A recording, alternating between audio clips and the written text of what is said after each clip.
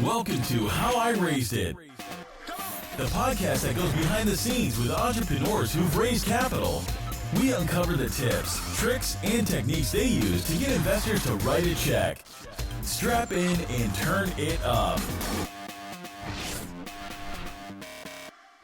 Hi, welcome to another episode of How I Raised It, produced by Foundersuite.com. Today I have Marcus Cobb of Jammber coming to us from Nashville. How's your day going? Good, Nathan. How are you, man? I'm good. What'd you get up to this weekend in week, 15 of quarantine? What did you do?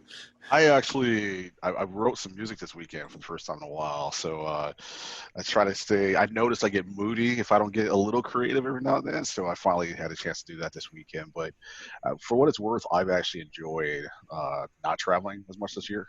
Mm-hmm. So, I've kind of enjoyed the solitary a bit, but I still can't wait for life to get back to normal, whatever that looks like coming soon. So. Yeah. Do you find that you make music? Do you find your productivity has gone up or down or changed during this weird period that we're all in? Well, I look at things as much more kind of a universal yin and yang of things, ebb and flow. So I know a lot of my creative friends and songwriters have really struggled this year to be inspired. I mean, there's been a lot of writer's block going around. But for me, I understand that pendulum will swing most likely for all of us. And I think that when they start writing again, it's going to be a very authentic, content.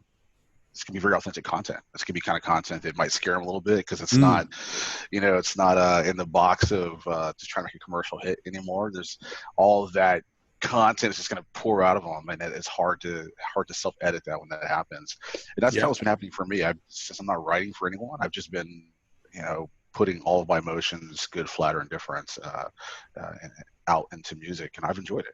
It's hard though, because you always have voices in your head, right? You're always wondering, people can like this song, whatever else, but I'm not even a big writer. It's still in my head. I don't make a living doing it, but the music becomes very singular, which I like. What kind of music do you make when you make it? It's funny. I love to write, so I love to paint stories. With words. So I write a lot of soul. I write country, which is weird because I don't really listen to country music that much, but I love to write it. I tend to write hooks quite a bit for either hip hop or EDM, whatever it might be. But I just love writing. I've been a poet. My grandmother was a poet her whole life. So I just like the challenge of capturing very succinctly Mark Twain style, right? Few words as possible with maximum emotional content. So a long way to go. Definitely no Mark Twain, but I enjoy it though. Cool. Yeah. All right. Well, let's talk about Jammber. What is Jammber? What do you guys do? We actually really pivoted. I know that word's overused, but in our case, I think it applies. We really pivoted towards fintech this year. We started off as workflow tool, really helping people that create music be on the same page, whether they're songwriters or the instrumentalists or the managers. They all have kind of a different view of their work, and in a lot of corporate environments we have project management tools for that, right? We've got anything from Notion to Basecamp, whatever it might be, but the music industry doesn't really have a lot of those tools, so they use Excel spreadsheets and that kind of thing. So we started off trying to tackle that problem first, and this year, especially and partly activated by COVID, we really focused on fintech entirely. And there's some reasons for that I'll be happy to get into. Yeah, well, I'd love to. So maybe at a high level, describe, if I'm a musician, I come on here, is it for unsigned musicians? Is it for signed musicians? Tell me about what I come and do on here and what the value is for me. Well, I think a lot of founders can relate to, making music is a lot like making software.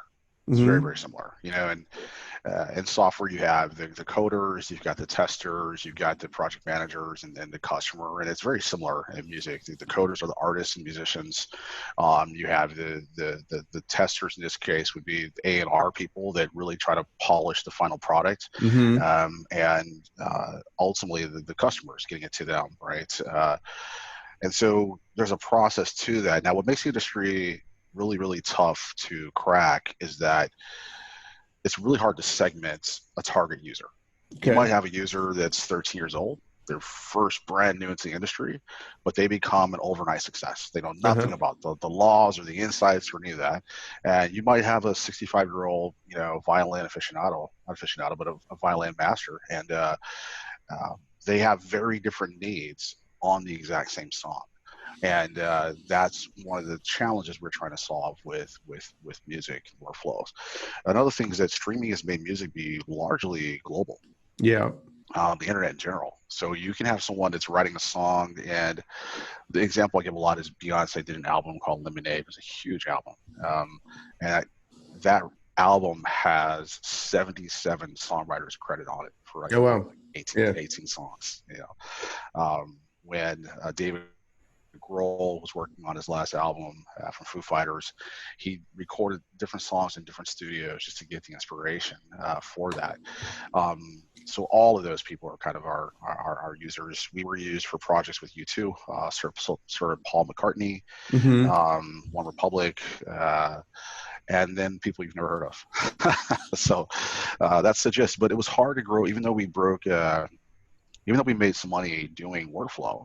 It became really clear that it was going to be hard to grow that business into something big enough to warrant any more capital to be raised, which was a tough challenge. So now it's focused on the royalty split management. Am I summarizing that in exactly? Okay. Exactly. I've always wondered, if I'm in a band, you hear these stories of a rock band that everyone thought they were equal member of the band, and then later, right, the royalties all go to one person. How did it happen in music where you were? How did the split process or decision process actually happen? And now how does it happen? Like, what do you do a little differently?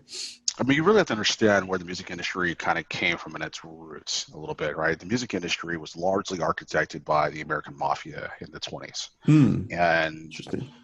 So we're only about two and a half generations away from that model. And music was a moneymaker for speakeasies during the Prohibition, right? If you wanted to fill up your club, you had to have the best music out there. And a lot of people don't know that Louis Armstrong, old Satchmo, actually worked for the mob for most of his career. And was discovered in a New Orleans club, a speakeasy, and ultimately Joe Glasser was his manager, who worked for Al Capone in Chicago.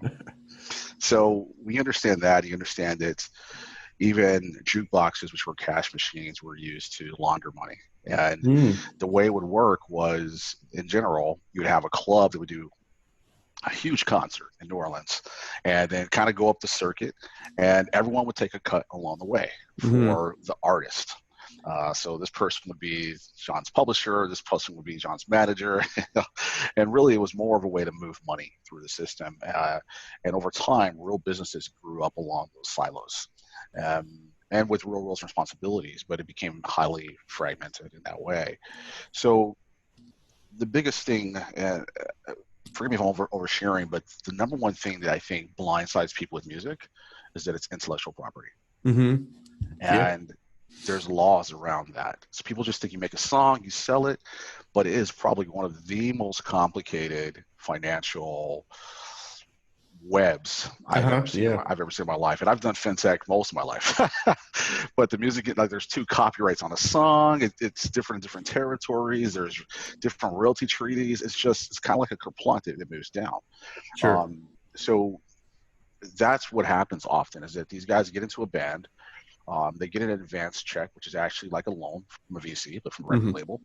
And it's a lot of money when they first get into the game. It's $1 million, it's $5 million, whatever it might be. And they just start spending it. And they don't realize that everything that's actually supposed to run their entire business, all the private planes they're using, all the shrimp they're eating, is all coming out of that budget. And they run out of money very quickly, and they go back to the label and say, hey, what happened to our money? Like, oh, well, you spent it. And here's the long list. And inevitably, there's always one person in the band that learns before everyone else how that works. And it's very tempting for them to not be as transparent as they should be with their team members on that, because there's a lot of cash that comes to this business. Interesting. Now, I guess, not to get stuck on this, but I've always been fascinated. So if I did form a band, and I've been in bands, I was in a kind of a death metal band in high school. That was super fun. I can see it, man. That's awesome. I had long hair. I had hair, like lots of hair down. Oh man, that sounds fun. But like if you're five guys in a storage unit that you've rented to rehearse in, and we're just jamming around, kind of come up with some clever songs. How do you split that pie up? Or is it, you know what I mean? Like almost like beyond the software that you guys do, how do you split that up? Yeah. Well, you have to, the hardest part is that when you start a band, you're just about the music mostly, right? The fame and the girls or the boys, whoever it might be, right? So you just want to be cool. Yeah. And you're like Nirvana, just jamming out in the garage every day, right? But the reality is, like I said, music itself is intellectual property. And there are two types of copyright on a song. One is for the people who wrote it. Uh-huh. So the example I give all the time is like, what a wonderful world. Yeah. I think Louis Armstrong's rendition of that song is one of the best, most beautiful classic ones out there, but he didn't write the song. The song was around before him. So there's the writers who actually wrote the lyrics and melody for that song, and that's separate from Louis Armstrong as a performer on that song. And that's how the law decided to separate the contributions of music. So when you have someone like the Beatles, you'll have who started understanding the business again later in their career. Then they would have conversations up front, us two will split this song 50-50 on the writing side, and the other guys will get some of the performance. Gotcha. The best way to do it, of course, is just to split it equally. But you will find over time that band members will give different amounts of contribution, right? You'll have Johnny. Beatles is a great example of that, right? Beatles is a great example. Yeah. Paul McCartney and John, and you have like sometimes they just want to jam out. Yeah. And sometimes they want to spend hours crafting the perfect lyric, and those are very different contributions. Is it common that maybe in a scenario like the Beatles, or maybe not them because I'm sure they're special, but like there's four of us in the band. I came up with this riff. You came up with some clever lyrics. We're splitting the writing copyrights, and then the performing part gets split equally. Is that sort of like a good scenario? I'm probably getting too specific. No. I think the fact that we're having this discussion is why it's so complicated. I liken it to if you and I were to take all of our family and friends out to dinner, but we never discuss who's going to pay the check. Sure. Right? It sounds like a great idea, and you and I probably have some idea in our head, right? Either you and I are going to split it, or we're expecting everyone to go Dutch on it. And you have a couple of situations. You always have the one person who's like, I got it, don't worry, I'll take care of everything, right? That won't be me right now raising capital. You have the ones that's like, you know what, Sally, I noticed that you had the fish and the bottle of wine, and that you owe us $45, and James, you owe, the administrator of the group. But there's always, it still has to be in a context of trust and what seems fair. And I think when it comes down to splitting a song, there's no hard and fast rules about it. In Nashville, the rule is they split it equally. Whoever's in the room gets a piece of the song, they call it. They like to keep it simple, and there's no contention there. In hip hop, it's easy to have 20 people on it just because that might be how you're paying John to do the artwork. You might give John a piece of your song, and he's not necessarily a writer or performer on it, but he's getting a part of the song like equity almost in a startup. And those are kind of the two extremes and everything else in between. Is that Nashville scenario a law, or kind of just a practice that is like a best practice from Nashville? It's just kind of best practice. It's called the Nashville style. It's just the best practice of Nashville. And they take a lot of pride in it. Nashville's a songwriting town. Sure. When you look at the states, it's Nashville, Los Angeles, New York, and Atlanta are really the songwriting towns. And they're all different in their styles, but Nashville prides itself on the whole split equally thing. And they'll say it with a little bit of elitism sometimes. Sure. Like just do it the Nashville way. Split Nashville way. But it's their way of saying that put the song first and don't squabble over 5% here, 5% there, which I agree with. Okay. All right. Well, I could ask a million more questions about this, but this show is about raising capital. I think to your point, I think it's a great segue because this conversation we're having right now doesn't just apply to music anymore. Uh-huh. Right? It Sure. applies to Twitch channels now. Mm. It applies definitely to YouTube. It applies to TikToks. It applies to Etsy. Right. And that was a revelation for us. When we were raising capital for Workflow, some investors got it right away. Yeah. They saw a huge market, but the music industry is a bit of a mirage in the desert. It looks a lot bigger than it is because the money is pulled in certain key areas. Mm-hmm. You don't have typical CTOs, so you don't have CTO budgets. All of the value creation is outside of the corporation. It's in the hands of the artists and the bands and the music. That's a paradigm shift, right? So it's a little counterintuitive. So it's hard to tackle the way you would a traditional SaaS company in that way. Do you, do you guys, you're managing the royalty and splits with musicians. Do you also, if I'm a TikTok creator, never even been on TikTok, but if I was, you could manage that split too. Or actually I have another scenario. I have a concept for a board game that I want to come almost crowdsource with a few different people who have good ideas. Could I use your platform to manage the split amongst all the contributors to my board game? Something like that? Exactly. That was the pivot we made this year, a product that we're right now calling Split Pay. Okay. And the idea of Split Pay is just splitting anything without worrying about the complexities of whether it's royalties or workflow. You simply attach it to something and you put in what the percentages are and you get paid automatically. I think that's the future of payments, and it's a very difficult thing to do. Sure. It's a simple use case, but the technology is challenging to do that scale. So we're literally launching next month, and partly external investor capital. Like I said, probably COVID. The COVID we took a hit on our SaaS business pretty dramatically in Q1. Yeah. And saw a lot of tremendous churn and painful churn and kind of panicked. And I think that I've been an entrepreneur for a long time. It was one of those things where,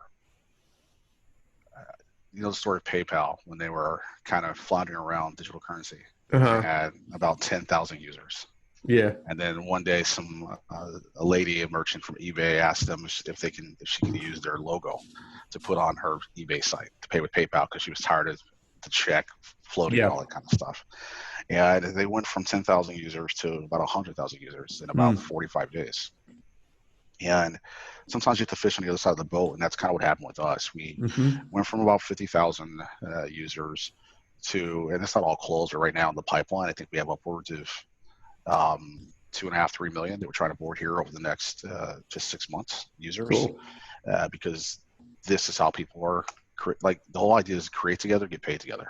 Right? Yeah. That's where we seek to keep going.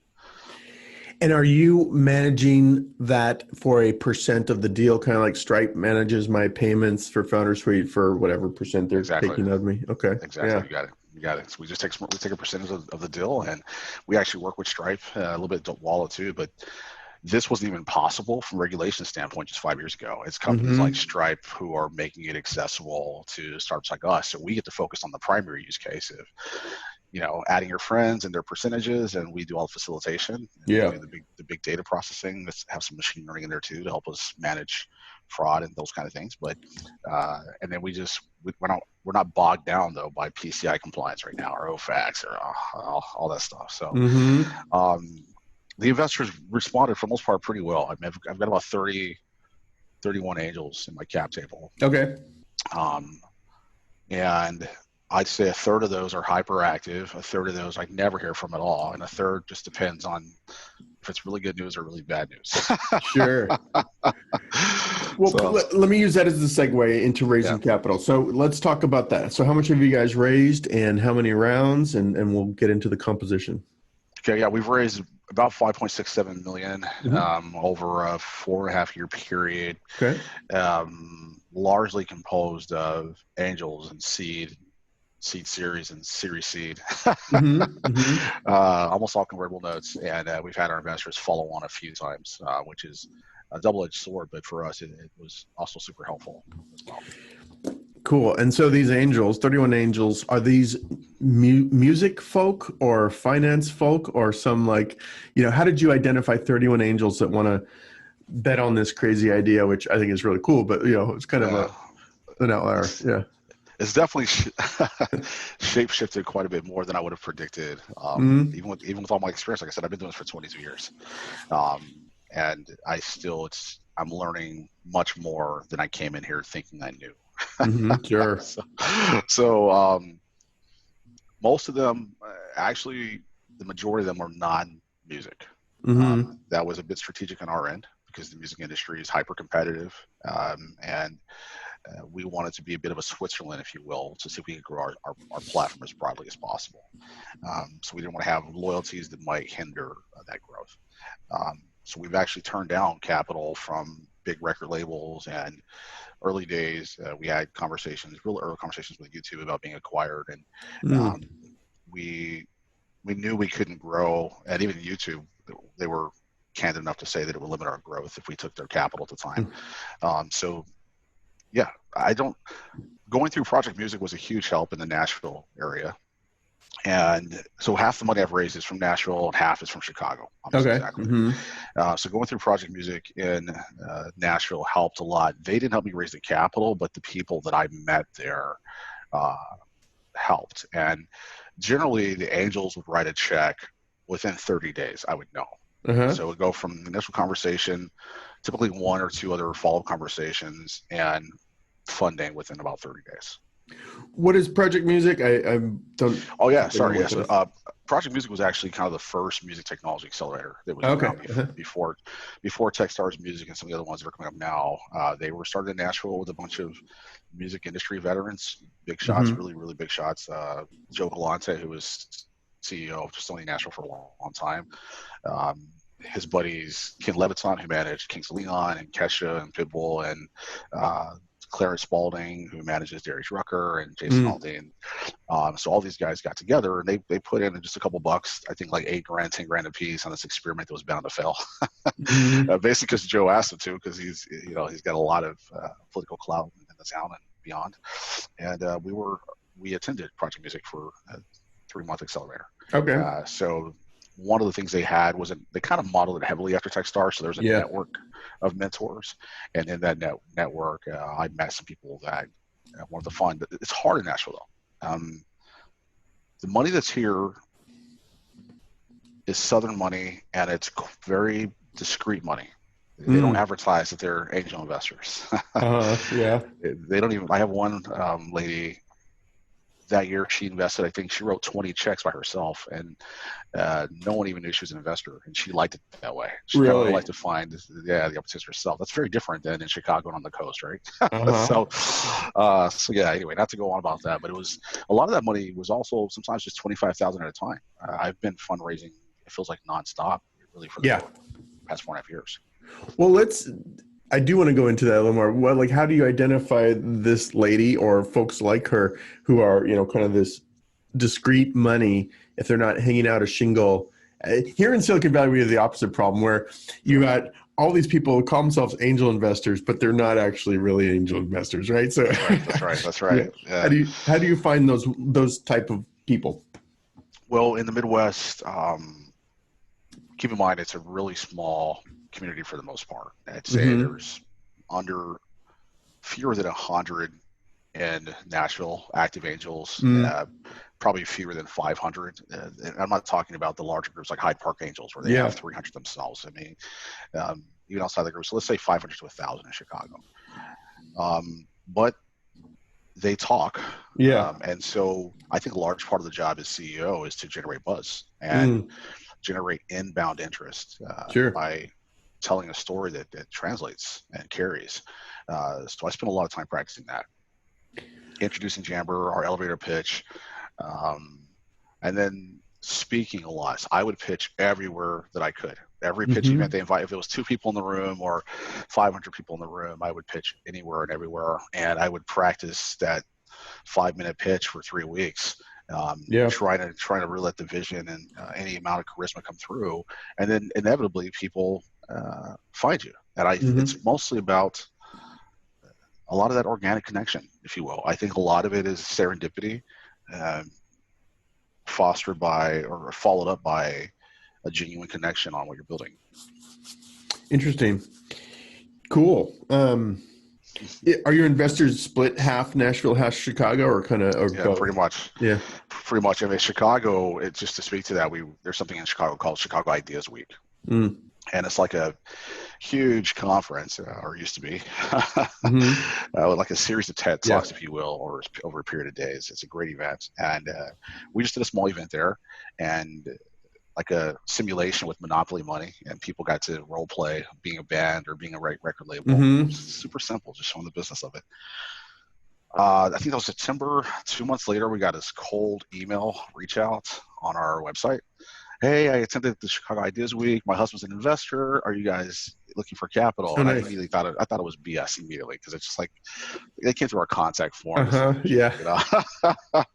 And sure enough, met with that woman, and her husband syndicated maybe about 1.2 million in about 60 days after meeting. This kind of same thing, because his wife's like, hey, I met this company. I can't get them off my mind. I think you should talk to him. And he became one of our top fundraisers and investors. So, yeah. So what else did you do? Because, let's just keep in the weeds for a little bit. Other than being out there pitching constantly, generating buzz, generating inbound interest, like that example, did you do any more targeted approaches of like identifying music industry, moguls and going after them, or even celebrity investors? I mean, what else did you do? No, I felt like, for me personally, I felt going the road less traveled made more sense. I didn't want to compete. I didn't want to burn a lot of time competing on the noise, and I didn't want to go into deals that were leveraged due to celebrity status. I think that a lot of times celebrities don't add anything to your brand. They just make great headlines, but they don't make your business any more lucrative. That being said, headlines matter. So when Ashton Kutcher wants to come and invest in Jammber with Sound Ventures, I'm okay with that. He can do that. Ashton, are you listening? Tap the mic. Man, FinTech, it's right up your alley. But Ashton Kutcher, Jay-Z's done some cool things with Marcy. I think it's called Marcy. I forget the name of his venture, Marcy Project Ventures, something of that nature. So I think that time will come, but it can definitely be a distraction. And for me, it was execute, move the needle, constantly price the market out. What does the Series A look like? What's the Series C look like? We take a haircut here in the Midwest as opposed to the Valley, but that's not necessarily a bad thing. So it was kind of that bipedal motion of buzz and traction and buzz and traction and buzz and traction. I did for a while, like for example, I went after Scooter Braun and his team for a while. I went after Pharrell because I really like him a lot. And those deals are definitely going to come in here probably within the next 24 months. Interesting. Talk about Rise of the Rest and InCrowd. Rise of the Rest, if you're not familiar, is the Steve Case kind of flyover state fund, right? I'm probably not doing it. He probably doesn't like it called that, but right? Anywhere but the coast fund, I think is how he would describe it. There we go. Yes. Much better. I love Rise of the Rest. They have been a phenomenal partner, even through COVID. It's funny, they're kind of built like an accelerator way where they have the fund. So they invested in Jammber. They invest between 100,000 and 1 million.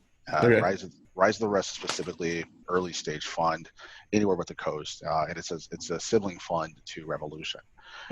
So I think Rise of the Rest just closed another 340 million, but don't quote me on that. I think it's up there, maybe it's 140. But what's interesting about Rise of the Rest is they're very community oriented. They have a portal with a bunch of tools for their founders. They have jobs boards. We have advisors from all the top companies in the world we can get out to at any time.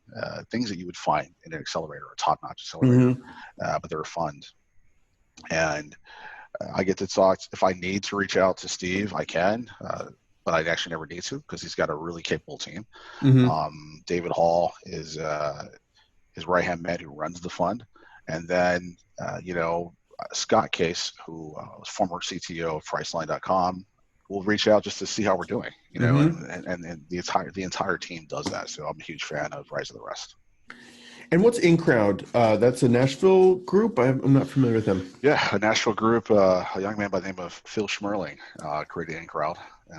And Nashville's trying to find its footing in the capital world, but we really haven't had a whole lot of large exits yet. It's a relatively new market, right? We're still under maybe even 10 years. So there have been some great healthcare exits, but there are a lot of people here working to diversify what those exits look like across different genres and different categories. So, but Phil Schmerling was one of those. So he put together InCrowd, and there was like monthly meetings with those maybe 35, 40 angels, and I got to pitch, and they wrote a check for just I think 150 at the time, but it was still a huge confidence boost, and they're still cheerleaders to this day, which is important. Good deal. Yeah, I was going to ask just what's the Nashville scene like? People often say Nashville's like the next Austin, and Austin's, really blown up in the last 5 years as a tech center. What's your sort of I don't think so. man on the street view of Nashville? Yeah. I think people can compare it to Austin because there are similarities. I did some investments myself in Austin back in 08, 09, and it's not going to be the next Austin. For a reason. First of all, Austin is Austin because of Dell. Yeah. Right. Dell Computers really brought a lot of tech talent into Austin, and the quote unquote Dellionaires, all the millionaires that went off and created other companies and really pollinated Austin, and also tech focused universities. Nashville would be more of a medical version of Austin. Now it'll be interesting to see, and I'd love to know kind of what you come across in your conversations, but it'll be interesting to see how COVID and the whole remote workforce changes things. Sure. Because Nashville, there's no state taxes here, state income tax. It's pretty affordable to live. It's a draw for people that want to be like in a big burb or small city. So that might result in an influx of tech talent. Amazon's putting up an office here. A bunch of music companies are putting up offices here, from iHeartMedia to Universal Music. So I think somewhere between healthcare and music tech over the next 10 years. But Nashville music adds $10 billion a year to the economy here. Yeah. So I think next to healthcare, you'll see the city continue to focus on that. But it's a great town. I mean, I miss Chicago. Chicago's kind of, it's a big part of my heart too. But Nashville's great. Is there a music tech startup scene flourishing? I know the music is there, but is there also a tech startup scene around music? Yeah, I think so, actually. There's companies like us, Jammber, obviously. There's another great company called Soundstripe. They basically license music for home videos, if you will. So if you're doing a video of a wedding or you work in your garden for your Instagram or YouTube page, they provide access to that kind of music. Okay. There's a really cool company that does these great instruments called Artiphone.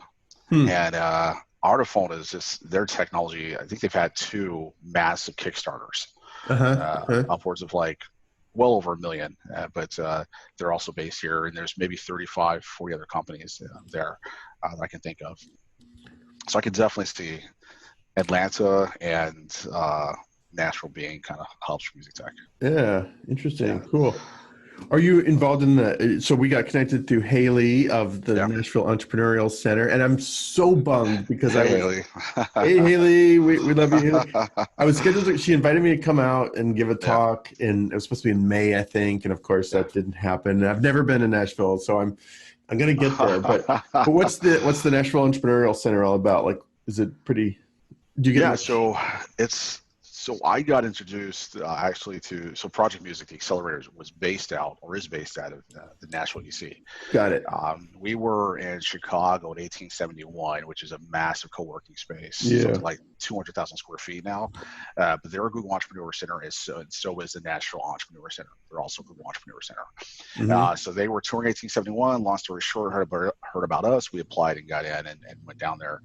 The EC is, as we call it here in Nashville, is part co-working space, part entrepreneurship development. And they have everything from seminars to introductions to capital, community, and connection.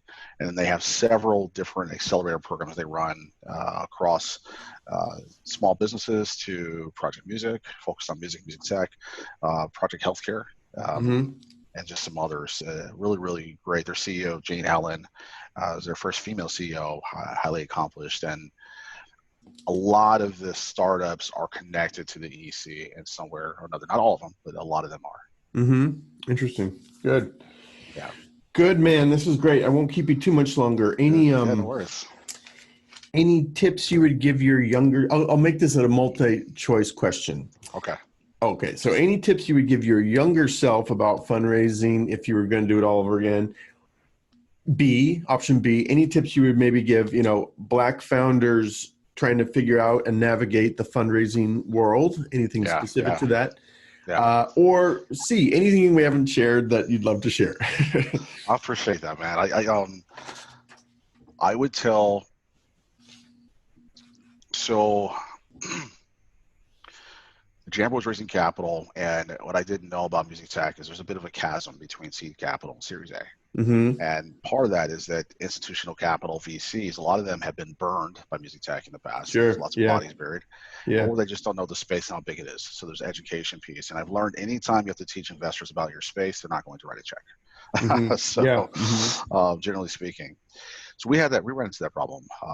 And we had a commitment of $1 million. It was just enough to bridge us to the next round of funding and moving towards profitability. And then that bridge fell out last minute, 11th hour. Is this COVID, during COVID? No, this is right before COVID. This is December. Right before COVID.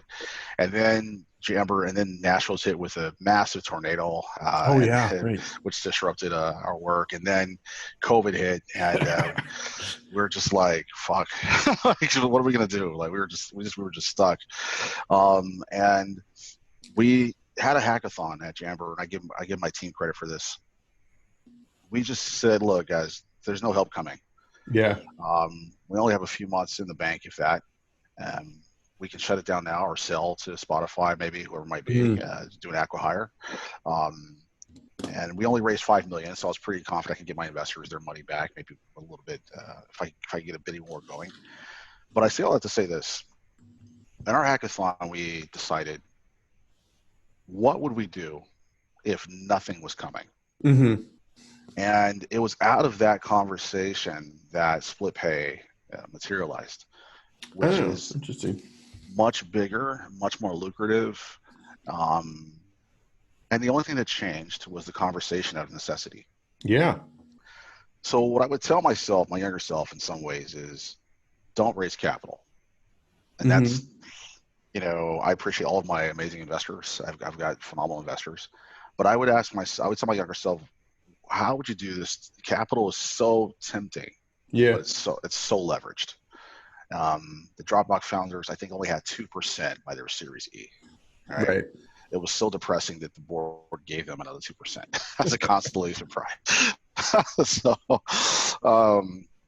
what would you do if you weren't going to raise capital? Because you seem like, okay, you got to pay your bills and pay your salary and all these short-term problems for very long-term leverage. The second thing I would say, and this has been an interesting conversation, I was just featured in Chicago or American Inno for one of the top 6 or so Black founders who have raised over $1 million. There's 9 of us, I think. And I was blown away. There's only 9 of us. I didn't know that. I think there's 2 problems when it comes to being Black, and there's only one that I give Black founders that I admonish them to address, and that's don't project onto the situation what racism might be or limitations might be. I have my cap table is 100% white. I'm pretty sure. Old money, new money, generational money, entrepreneurial money, and I've never once felt. There have been 2 times I've had VCs want to have coffee with me just because they'd never seen a Black, tech founder before. The guys just wanted to poke me to see if I was real. They poking you to make sure you're real. Like you're really, and plus I'm a techie by trade, right? Like I'm a top tier tech guy. I've designed really massive systems for Microsoft and GE and things of that nature. And we're rare. We're rare breeds. So I have had VCs apologized because they knew their fund in general wasn't ready for a Black founder. Interesting. That's a fascinating conversation, but I never internalized that, and I never felt like it was malicious when these gentlemen would say that to me, and it never limited me from raising capital. So I think and there's a Medium post I did on this if you want to look. Sure. But to everyone out there, whether you're Black, which is only 2% of the capital, or you're female, which is less, and for women it's harder because there's an element of misogyny, unfortunately, attached to some of this leverage. There are still some pretty amazing people out there writing checks. And I think always walk in the door with your best foot forward, make the story about the money. Yeah. There's two things that investors want. They want a return on their investment, and they want to be a part of a great story. They want to find the diamond in the rough. Give them that and execute on it. And most of the time, they won't care what color you are. Now, that's overstating it, but I just think that's how we have to approach it in the conversation. If that makes sense. I like that. So hopefully it was worth it. I'm lucky. I came from a very mixed, diverse family. I never really, it was always in the back of my mind, but I never really, I'll end it with this. My cousins who grew up in LA were under the oppression of, racial segregation, racial segregation and racial bias and abuse of power from the police officers in LA, especially in the 80s, right, when the LA riots and all that were going on. And that messes with your psyche when you are told what streets you can and cannot cross in your own neighborhoods because you belong over there. That's a tough mental prison to break. I grew up in El Paso, Texas, where I thought I was Mexican until I got to high school. I mean, like there was a difference. I didn't know any difference. I came from a still impoverished neighborhood, still gangs everywhere, and that kind of thing. But no one ever tried to trap me based on the color of my skin. So I feel really, really lucky in that way, and I feel like that's helped me not to project onto situations of raising capital. So hopefully there's some value in that for everyone listening. No, that's great. I mean, I think that's great advice, and I think it applies, frankly, like you said, regardless of your color. Put your best foot forward, focus on a return of investment for the investors, and they want to be part of a great story, right? It's not just, especially with angels, Well, do you remember when Google Demo Day would have it on TV? When they would kind of show, Google Demo Day used to be like, I think it was on CNN or something like that, and they were doing Google Demo Day, and this whole thing started off the narrative, Black founders can't raise capital. The whole thing was just had the wrong tone from the get-go. And all 5 Black founders present on Demo Day, and not a single one got funding. Oh, really? And the post interviews were, why do you think you didn't get funding? And the white kids did. I'm like, well, it's because obviously I'm Black because they're white. And I was screaming at the top of my lungs at the TV, like, no, your pitch sucks. Yeah, it's a horrible pitch. Like, I wouldn't invest in you. What are you talking about? And I think investors should invest in great entrepreneurs. I don't think people should invest this because we're Black. I think they should invest because they think they're going to make a return on investment and want to be part of the journey. And I also don't think we should be limited because we're different. Whether we're Black or trans or whatever it might be. So get advisors first. Find out if you have a good pitch. Yeah, exactly. That's the hardest thing to do. It's the hardest thing to do. Anyway, I can preach on that all day long. It's just, don't lie to yourself. Your pitch probably sucks. Yeah. And find somebody that's willing to tell you that it sucks and where it sucks, and then master that bad boy.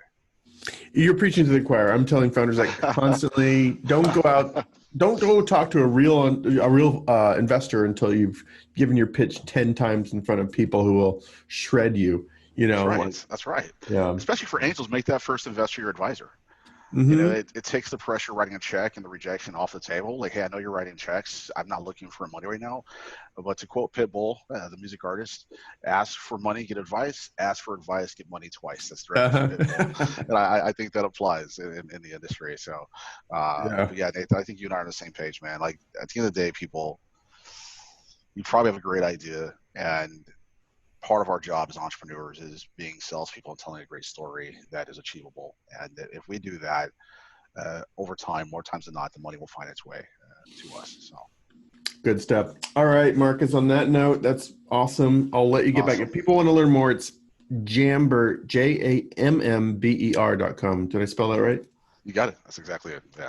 Not Jammer. Jammber, like you said. Jammber. Does that word mean something, or is it just a music word? Nope. I tell people all the time, we were scientific about it. It doesn't mean anything. People are like, how'd you come up with the name? Well, I said, well, we made up a bunch of names that sound like music, and then we showed them to people, saw which one they liked. And they're like, no, what does it really mean? I'm like, okay, it means jam members, a community of musicians coming together and creating, like, oh, I love that. That's better.